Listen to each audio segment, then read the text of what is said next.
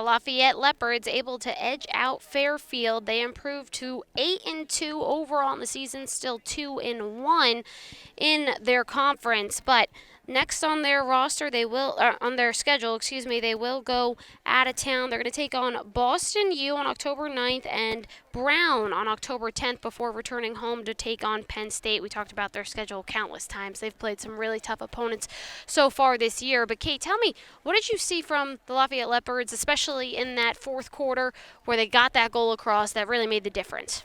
Yeah, so throughout the game, we saw them withstanding a number of opportunities from Fairfield, only surrendering one goal against a good Fairfield team. And across the board, it was a very hard-fought game. And I was thinking throughout the game, whoever pulls this one out is going to feel really good going into their next game because it was just a battle.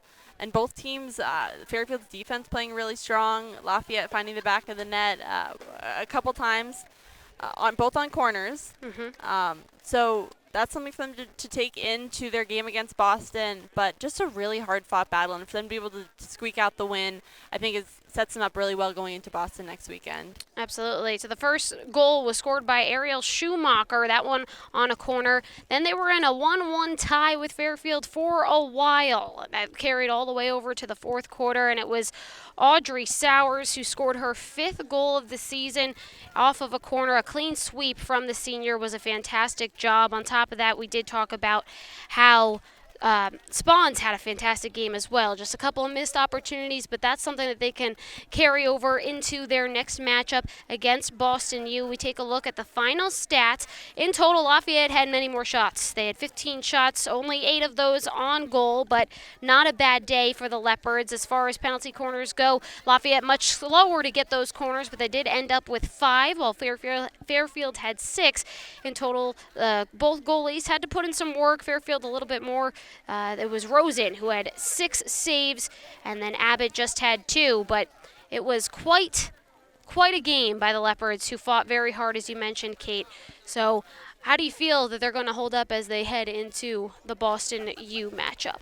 You know, I think this is exactly what they needed. We look here at some of the leaders. Malin Iglesias, our impact player, having the goal for Fairfield, a goal coming from the senior captain, Audrey Sawers, as well as earlier in the game, the sophomore, Ariel Schumacher. So Felicitas Hanas, our impact player for Lafayette, getting 5 shots on. So this was the battle that they were looking for when they scheduled Fairfield. And when they did it in this point in the season was intentional. They know they have a big game against Boston coming up. That's a win they really want to get to keep them in contention for the playoffs. So I think Coach Stone, she has things to work on, which is the reason that you play these games, so you can have experiences and you're prepared when you need it for the big games, which we'll see next weekend. So I think that they're feeling good, and they should have feel good going into a good week of practice leading up to Boston. Yeah, and like we said, it might have been a little bit of fatigue out there. It was their second game of the weekend, homecoming weekend here at Lafayette, but they do come out on top. Final score is 2-1. Lafayette improves to 8-2 on the season. That's going to do it for myself, Courtney DuPont, and Kate Arnold